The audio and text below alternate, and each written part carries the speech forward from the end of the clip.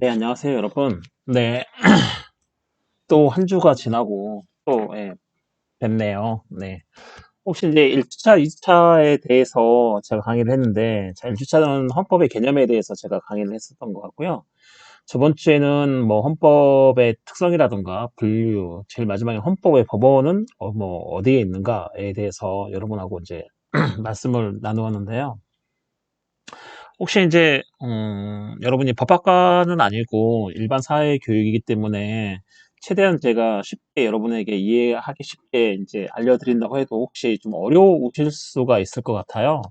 아직까지는 질문이 제가 받은 적이 없어요. 문자로든 메일로든 또는 쪽지로든 받은 적이 없어서 여러분이 잘 이해를 하고 계시리라 저는 그렇게 추정을 할 수밖에 없는데, 네. 제 생각에도 약간 이게 어려운 내용은 아니라서, 네. 뭐, 그렇게까지 뭐, 이렇게 질문이 없으리라고는 생각이 되는데, 그래도 혹시나, 네. 질문이 있으시면 언제든지 망설이지 마시고 저한테, 질문해 주시면, 될 것 같습니다. 자, 우리 과목은 민주사회 헌법 늘 얘기를 하는 거지만, 네. 지금 헌법의 어떤 기능이라든지 헌법에 규정되어 있는 조항이라든지 헌법에 뭐 이렇게 명시게 되어 있는 어떤 국가기관이라든지 원리로서 우리의 어떤 공동체인 이 사회가 돌아가고, 자, 이 헌법에는 우리가 이제 익히 알고 있는 민주주의 이념이 어떤 질서와 만나가지고 어떤 헌법의 어떤 이념이나 질서와 만나가지고 어떤 이제 뭐 헌법의 원리라든지 헌법의 어떤 기본 제도, 기본 질서들이 형성이 되고 그런 기본 제도와 기본 원리들이 우리가 살고 있는 공동체 사회를 규율을 하고 있기 때문에 우리 사회가 민주적으로 돌아간다고 볼 수가 있습니다. 해서 과연 이 헌법을 먼저 어떤 것인가에 대해서 여러분이 아시는 게 가장 중요하고 해서 지금 3주차, 4주차, 3주차까지죠. 이번 주차까지는 이 헌법에 대해서 계속해서 말씀을 드리고 있고, 중간고사 전까지는 헌법의 어떤 이제 내용에 대해서 여러분하고 말씀을 드리고요. 중간고사 이제 뭐 이후가 되면 이제 이 헌법이 우리의 사회를 어떠한 질서 또는 어떠한 제도로 규율을 하고 있는가. 헌법 속에 녹아든 그 민주주의 원리가 헌법의 어떤 개념과 만나서 어떠한 질서나 제도를 이루게 되면 그러한 것들이 어떻게 우리의 사회를 규율하고 있는가. 즉, 그런 것들이 다 모여서 민주사회가 되는 건데, 자, 그러한 구체적인 개별적인 사항들에 대해서 여러분과 함께 중간고사 이후에는 말씀을 나눠보고요. 자, 저번 주까지는 우리가 헌법의 개념에 대해서 봤고요. 그리고 뭐 헌법의 분류라든지 특성, 그다음에 헌법 법원에 대해서 봤다면, 자, 이번 3주차에는 헌법의 성립과 변화에 대해서 여러분에게 말씀을 드리려고 합니다. 자, 헌법의 성립, 변화, 뭐 말 그대로 그런 거죠. 헌법은 어떻게 제정이 되고, 그다음에 헌법은 어떻게 변화를 하는가. 자, 이런 거죠, 여러분. 헌법도 법이기 때문에 누군가가 만들었을 거 아니에요, 법을. 그렇죠. 네. 누군가가 법을 만들었고, 다 법은 뭐예요? 변화하죠. 왜 변화하죠? 네. 시대가 변함에 따라서, 그 다음에 뭐 경제사회, 뭐 문화가 발전을 하고, 경제가 발전하고, 사회 가치관이 변하고, 거기에 따라서 법이 변하니까 헌법도 당연히 법의 일종이죠. 그래서 헌법도 당연히 변화를 하게 됩니다. 그 중에서도 헌법은 가장 우리의 최고의 법이기 때문에 이 헌법의 성립과 변화를 보는 것은 그 무엇보다도 중요하다고 볼 수가 있습니다, 여러분.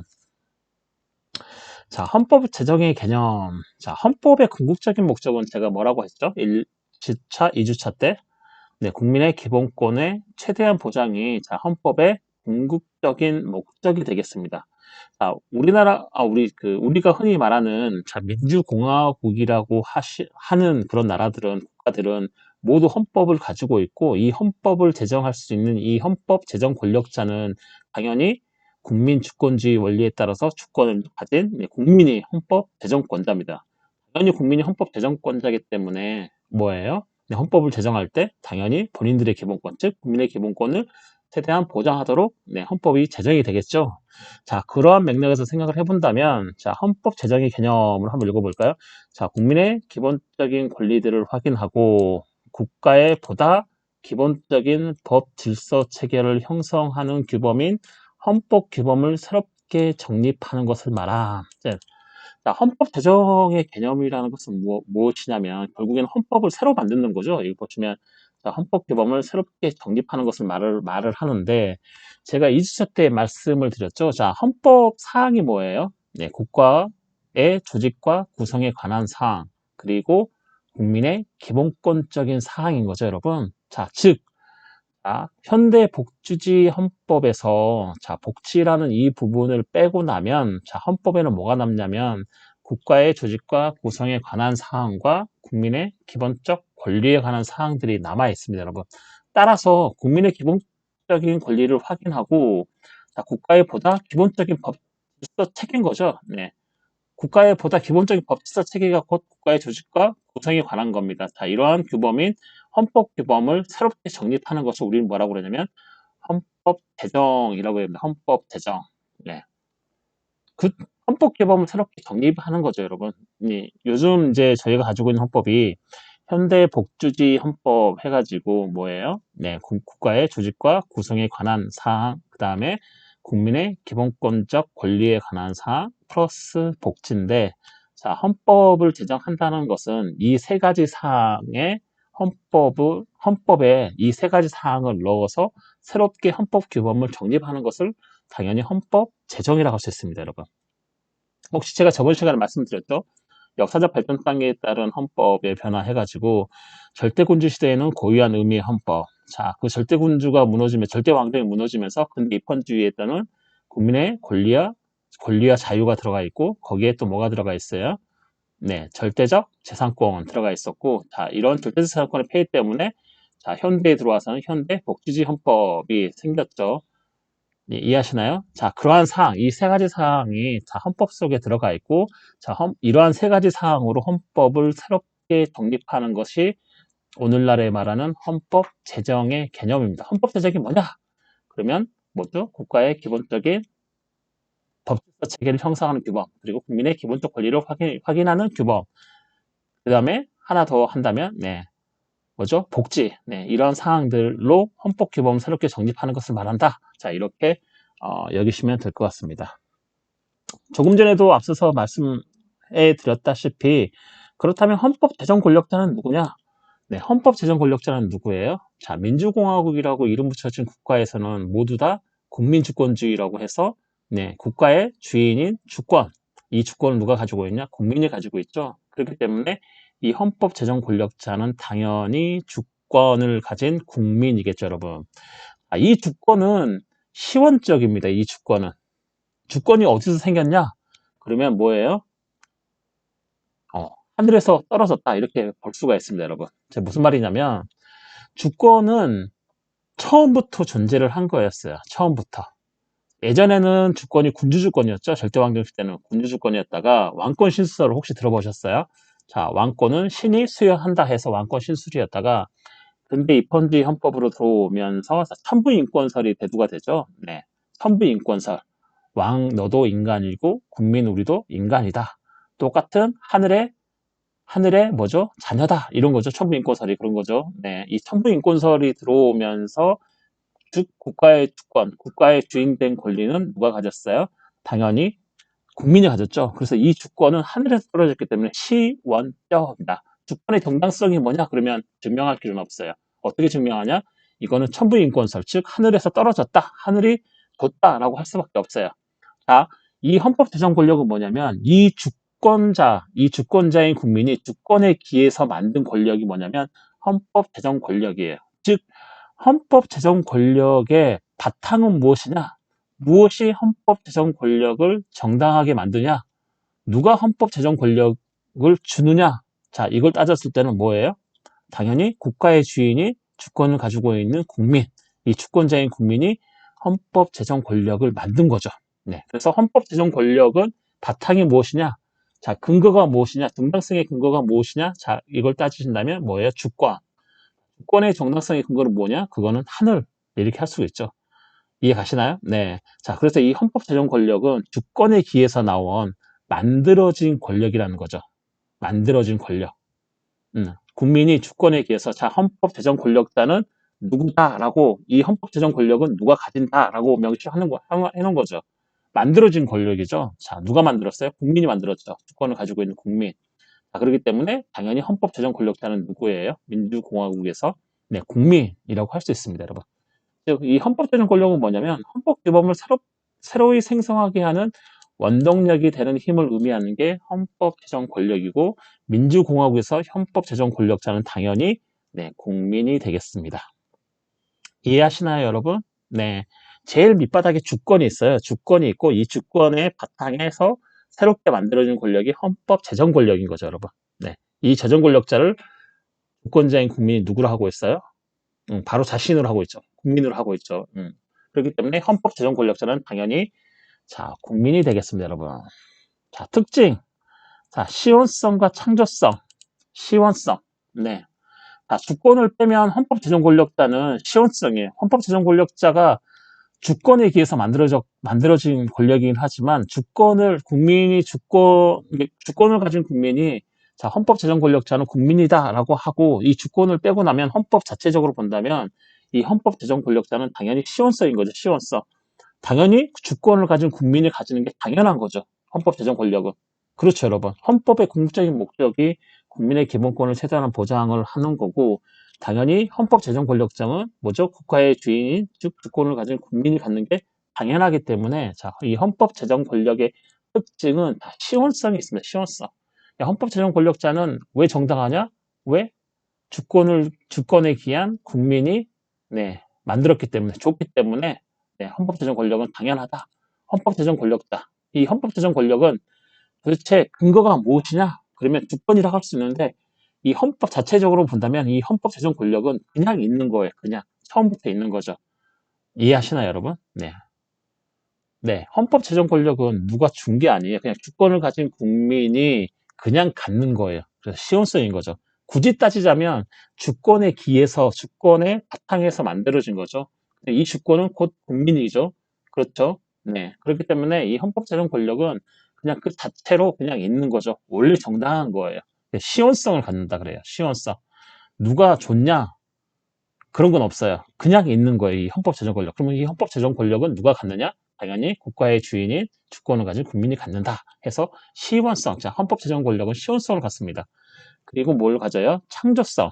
왜 창조성을 갖죠? 헌법 제정 권력이 창조하잖아요, 여러분. 그렇죠? 입법은 국회에, 그 다음에 사법은 법원에, 그 다음에 행정은 네, 행정부에, 집행은 행정부에 이렇게 함으로써 어떤 권력을 창조하죠. 자, 입법권도 창조하고 사법권도 창조하고 집행권도 창조하고 그 다음에 어떤 국가기관도 창조하고 그렇죠, 여러분. 뭔가 창조성을 갖죠. 이 헌법 제정 권력이라는 게. 이해하시나요? 그 다음에 선거관리위원회도 창조하고 예를 들어 우리나라 헌법을 보면요. 그 다음에 감사원도 창조하고 이렇게 창조성을 갖는 거죠. 무엇인가 만들어내는 거죠. 자, 세 번째로 자, 자율성을 갖습니다. 누가 헌법 제정 권력에게 뭔가 외압을 넣지 못해요. 헌법 제정 권력이 자율적으로 국가기관도 만들고 국가 권력도 창조하고 그렇죠. 자율적으로. 누가 타율적으로 하지는 않죠, 여러분. 네, 그래서 이 헌법 제정 권력은 또 자율성을 갖습니다, 여러분. 다음에 자, 불가분성.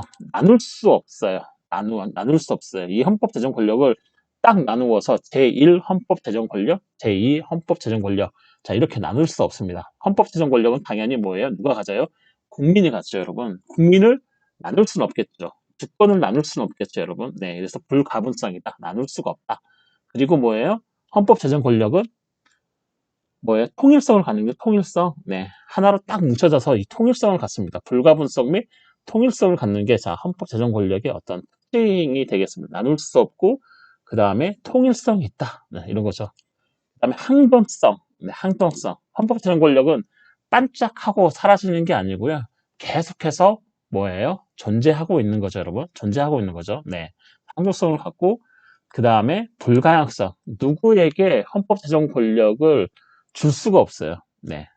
당연히 주권자인 국민이 갖기 때문에 자, 현대 그 민주공화국에서는 이 헌법 제정 권력을 누구에게 줄 수는 없는 거죠. 네, 주권자인 국민이 계속해서 가지고 있고 누구에게 양도할 수 없는 불가항성의 특징을 가지고 있으며 자, 마지막으로 법적 권력성을 갖는다. 자, 헌법적 법이기 때문에 당연히 법적 권력성을 갖는 게 자, 이 헌법 제정 권력의 특징이라고 할 수 있습니다. 네, 이 헌법 제정 권력의 특징은 아주 중요합니다. 자, 시원성. 네. 이걸 외우려고 하면 잘 안 외워지고요. 그냥 시원적이 원래부터 있었던 거다. 네. 원래부터 있었던 거예요. 원래부터 주권자인 국민이 원래 가지고 있었던 게 헌법 제정 권력이에요, 여러분. 그 다음에 헌법 제정 권력은 무엇인가 창조를 하죠, 권력을. 네, 이런 거 창조하고, 타율적이지 않고, 자, 자율성을 가지고 있으면 나눌 수 없고, 불가분성. 그 다음에 통일되어 있고, 네. 통일성이 있고, 그 다음에 항존성을 갖고, 그 다음에 누구에게 줄 수 없는 불가항성, 마지막으로 헌법도 법이기 때문에 법적 권력성을 갖는다. 자, 이 헌법 제정 권력은 이러한 특징을 가지고 있습니다, 여러분. 자, 주체는 제가 미리 말씀드렸듯이 뭐죠? 네, 민주국가에서 헌법의 제정 권력 주체는 국민입니다, 여러분. 네, 국민이 실질적인 헌법 제정 권력의 주체가 되어야 정당한 헌법이라 할 수 있다. 자, 이 민주국가, 자, 이 민주사회에서는, 자, 우리 과목명에도 나오죠. 이 민주사회에서는 그러면 헌법의 제정 권력 주체가 누가 돼야 되느냐? 자, 군주가 돼야 되느냐, 또는 뭐 대통령이 돼야 되느냐, 또는 어떤 뭐 국가 기관이 되어야 되느냐.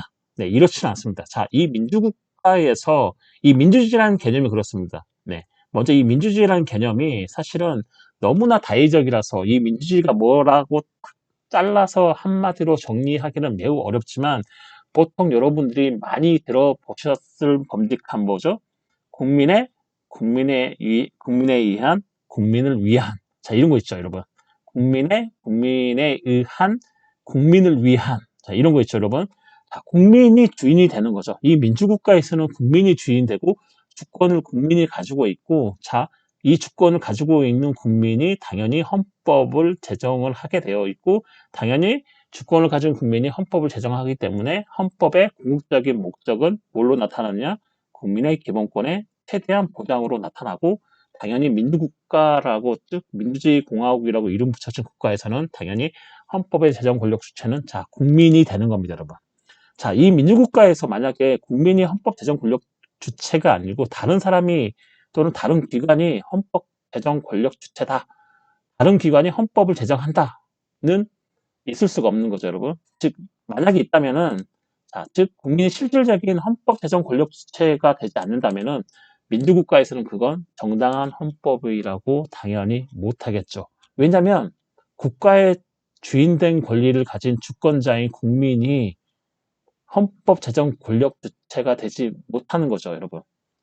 국가의 주인이 당연히 이 국가를 운영하는 데 기본 질서라든지 기본 제도들을 또는 기본 원리들을 만드는 이 헌법 제정 권력자가 되지 못하면 당연히 정당한 헌법이라고 할 수 없습니다. 네, 그거는 헌법이 아니라고 할 수 있는 거죠. 네, 헌법이 아닌 거죠. 이해하시나요? 네, 헌법이 아니에요. 그래서 자, 주체는 당연히 국민이 된다. 민주국가에서 헌법 제정 권력 주체는 당연히 국민이 돼야 되고 당연히 국민이 되어야 자, 그것이 당연히 정당한 헌법이라 할 수 있다. 이해하시나요? 네. 한계를 볼까요? 한계. 자, 헌법 제정 권력. 네, 헌법 제정 권력. 자, 이 헌법 제정 권력은 주권자인 국민이 갖고 있기 때문에 국가의 주인된 권리 주권을 가진 국민은 무엇이라도 헌법으로 제정을 할 수 있다. 어떠한 사항이라도 헌법을 제정할 수 있고 헌법으로 규정 못할 건 없다라고 보는 한계, 즉 헌법 제정 권력은 뭐든지 다 할 수 있기 때문에 뭐든지 다 헌법으로 다 규정할 수 있기 때문에 한계가 없다. 다 할 수 있다. 네, 헌법 제정 권력은 모든 사항을 다 헌법으로 규정할 수 있기 때문에 한계가 없다. 자, 한계가 있다. 그쵸? 한계가 있다는 긍정설인 거죠. 그쵸? 근데 한계가 없다. 이 한계가 없다는 부정설인 거죠. 부정설. 그렇죠. 한계가 없는 거니까 부정설인 거죠, 여러분. 자, 헌법 제정 권력은 자, 뭐죠? 국민 주권을 가지고 있는 국민이 헌법 제정 권력자, 즉 헌법 제정 권력의 주체이기 때문에 국민이 하고자 하면 모든 사항을 다 헌법으로 규정할 수 있다. 즉 극단적으로 얘기하면 사람을 살인하는 것도 헌법으로 규정할 수 있다. 자, 이런 거죠, 여러분. 네, 사람을 살인한 것도 헌법으로 규정하면 헌법적으로 정당하게 되는 거다. 그게 바로 부정설인 거죠, 여러분. 한계가 없다는 게죠. 네. 자, 이게 자, 부정설로서 자, 어떤 입장이냐? 법 실증주의라고 혹시 들어보셨나요? 한스 켈센의 법 실증주의 입장. 즉 다시 말하면 헌법 제정 권력은 법적인 힘이 아닌 자, 사실상의 힘으로 그 법적 한계는 없다. 자, 결국에는 헌법으로 제정을 하긴 하지만 이 헌법 제정 권력은 자, 결국은 법적인 힘이 아닌 자, 우리 공동체 사회를 규율을 하고, 그 다음에 이 규율을 모든 공동체 사회 구성원들이 따라야 하기 때문에, 다 사실상의 힘으로 나타나기 때문에 그 법적 한계는 없고, 그냥 국민이 하면 하는 거다. 주권자인 국민이 하면 하는 거고, 뭐 사람을 살해내도 이건 헌법적 정당성을 인정받을 수 있다라고 규정하면 그것도 정당하다. 자, 이렇게 보는 입장이 뭐냐면 법실증주의를 추앙하는 학자들 또는 법실증주의론자들의 입장입니다, 여러분. 법실증주의, 자, 눈에 보이는 법만이 법이다, 이런 거죠, 여러분. 네, 뭐 관습법은 법이 아니다, 이런 거죠. 법실증주의 입장이 그런 거죠, 여러분. 네. 자, 그래서 헌법 제정 권력은 자, 법적인 힘이 아닌 자, 법실증주의 입장에서는 사실상의 힘으로 그 법적 한계는 없다라고 보는 입장이 부정설이고, 이 부정설을 지지하고 있는 세력이 뭐냐면 법실증주의라고 할 수 있습니다. 즉, 헌법 제정 권력자는 국민이기 때문에 국민이 마음만 먹으면 뭐든지 헌법으로 다 제정을 할 수 있고 제정 못할 건 없다. 그런 거죠. 네, 뭐 노예 제도도 헌법에서 규율을 할 수 있고 만약 만들면 그건 정당한 거죠. 왜? 국민이 만들었기 때문에. 그래서 이거는 네, 뭐죠? 법적인 힘이 아닌 자, 헌법 제정 권력은 당연히 사실상의 힘으로 나타나죠. 왜냐하면 헌법을 제정하고 나면 그 헌법 규율을 누가 지켜요? 당연히 우리 공동체, 즉 민주사회에 살고 있는 우리 공동체가 지켜야 되는 거기 때문에 사실상의 힘으로 헌법 제정 권력이 나타나죠. 그렇기 때문에 그 법적 한계는 없는 게 맞다라고 보는 게 법실증주의, 즉 부정설의 입장입니다. 반면에 긍정설은 뭐냐면 자, 헌법을 제정함에 있어서도 자, 이 실정 헌법이 뭐죠? 네, 법실증주의자들이 말하는 네, 법입니다, 여러분. 이 실정 헌법, 이 실정 헌법, 네, 사회에서 통용되고 눈으로 보이는 이 법만이 이 뭐죠? 법이라고 말하는 이 법실증주의자들 입장에서 이 실정 헌법은 네, 법실증주의 말하는 법입니다. 자, 긍정설은 헌법을 제정함에 있어서 실정 헌법, 법 실증주의들이 말하는 눈에 보이고 사회에 통용되는 이 실정 헌법을 초월하는 근본 규범적 가치를 존중하여야 한다는 점을 근거로 법적 한계를 인정한다. 자, 긍정설은 뭐냐면 자, 헌법 제정 권력자는 한계를 가진다, 한계가 있다라고 긍정하는 겁니다. 긍정. 자, 국민이 국가의 주인인 주권을 가지고 헌법 제정 주체로서 헌법을 제정을 하지만 그렇다고 해서 모든 것을 다 하고 있는 건 아니다. 예를 들어 뭐 사람을 뭐 살인한다든지 또는 뭐 노예제도를 창설한다든지 비인간적인 무엇인가를 한다는 거는 용납되지 않는다. 즉 뭐냐면 자연의 이치, 네, 자 근본 규범이죠. 네, 근본 규범적 가치, 뭐 자연의 순리 또 자연의 이치라고 할 수 있습니다. 그런 실제 헌법을 초월하는 그런 자연적인 순리라든지 섭리라든지 자연적인 이치, 즉 그걸 법학에서는 뭐라고 하냐면 근본 규범이라고 합니다. 근본 규범. 네, 이 근본 규범적 가치를 존중을 해야 된다. 네, 아무리 다 할 수 있어도 이건 한계가 있다. 네, 자연의 섭리, 자연의 이치를 어길 수는 없다. 실정 헌법을 초월하는 자 우리가 눈에 보이지는 않지만 근본 규범이 있다. 뭐 사람을 죽여서는 안 되고 그다음에 뭐 뭐죠? 네, 뭐 노예 제도를 만들어서는 안 되고 네, 비인간적으로 대우해서는 안 되고 다 이런 것들이 실정 헌법에는 명시되어 있지 않지만 우리가 스스로 자연의 이치를 아는 자연의 섭리인 거죠. 네, 자연의 이치인 거죠. 섭리. 자, 그런 것들을 우리는 근본 규범이라고 얘기하는데, 야, 이런 근본 규범적 가치를 존중해야 되고 이것을 뛰어넘을 수는 없다. 헌법 제정 권력자라도 자, 그 점으로 인해서 이 같은 근거로 법적 한계를 인정하는 게 자, 긍정설입니다. 자, 헌법 제정 권력자가 다는 할 수 있어도 근본 규범을 뛰어넘는 자, 초월해서는 안 된다. 이 근본 규범은 뭐냐면 실정 헌법을 초월하고 있는 어떤 자연적인 어떤 섭리, 자연의 이치를 얘기하는 겁니다. 이 이치를 벗어날 수는 없다. 이 이치 안에서 헌법 제정 권력자들이 모든 것을 네, 헌법으로 제정할 수 있다는 거지. 근본 규범 가치를 존중하지 않고 나서 그것을 초월해서 무언가를 헌법으로 제정을 할 수는 없다라고 보는 게 바로 뭐냐면 긍정설입니다. 헌법 제정 권력은 한계가 있다. 자, 우리나라는 어디를 따를까요? 부정설을 따를까요? 긍정설을 따를까요, 여러분? 네, 우리나라는 긍정설을 따릅니다. 긍정설, 근본 가치를 넘을 수 없다라고 얘기하는 겁니다, 여러분. 여러분, 지금 저희가 뭐를 하고 있냐면, 자, 우리 과목이 민주사회 헌법이기 때문에, 자, 헌법을 제정을 하는 데 있어서 이 헌법 제정하는 건 민주국가에서 국민이고 국민이 헌법을 제정해야지만 이거는 정당한 헌법이 되고요. 그렇다고 해서 주권을 가진 국민이 무엇이든지 다 헌법으로 제정을 할 수는 없다. 그래서 네, 자연의 이치를 뛰어넘을 수 없다. 그거를 초월할 수 없다. 왜냐하면 실제 헌법 위에 뭐가 있냐면 자연의 이치가 있기 때문에 국민이 모든 걸 다 할 수 있어도 자연의 이치 내에서 무엇인가를 다 헌법에 제정을 할 수 있다. 헌법 제정 권력으로 다른 것들을 제정을 할 수 있는 거지 자연의 이치를 뛰어넘을 수는 없다라고 네, 얘기를 하고 있는 겁니다. 자, 그렇기 때문에 여러분이 생각하는 그런 자연의 이치, 어떤 섭리 이런 것들을 뛰어넘는 헌법은 없다라고 보시면 됩니다. 왜냐하면 실정 헌법은 실정 헌법은 근본규범을 뛰어넘을 수 없기 때문입니다, 여러분. 자연의 이치는 근본규범으로 법학에서는 불리고요. 근본규범이 뭐냐 그러면 여러분은 그냥 이게 자연의 이치구나, 자연의 섭리구나. 이 섭리 안에서 인간의 활동이 이루어지고 인간의 어떤 법조항이 이루어지기 때문에 이러한 근본규범을 초월하고 뛰어넘는 것은 불가능하구나라고 생각하시면 됩니다, 여러분. 이해 가시나요, 여러분? 네. 헌법 제정 권력에 대해서 여러분 얘기를 하고 있어요. 왜냐면 앞서 시간에는 헌법의 개념이 무엇이고, 헌법의 분류가 어떻게 되고, 특성은 무엇이고, 뭐, 헌법의 법원은 어떻게 됐냐, 그러면 조금 더 구체적으로 안쪽으로 들어와서, 그렇다면 헌법 제정 권력은 무엇이냐? 헌법 제정 권력은, 누가 헌법 제정 권력자냐? 그 다음에 이 헌법 제정 권력의 특징이라든지 주체라든지, 이 헌법 제정 권력이 한계가 있느냐, 없느냐를 여러분하고 말씀을 드리고 있습니다, 지금. 자, 그래서 우리나라 헌법 제정을 보면, 국민 투표에 의하여 개정한다라고 되어 있죠.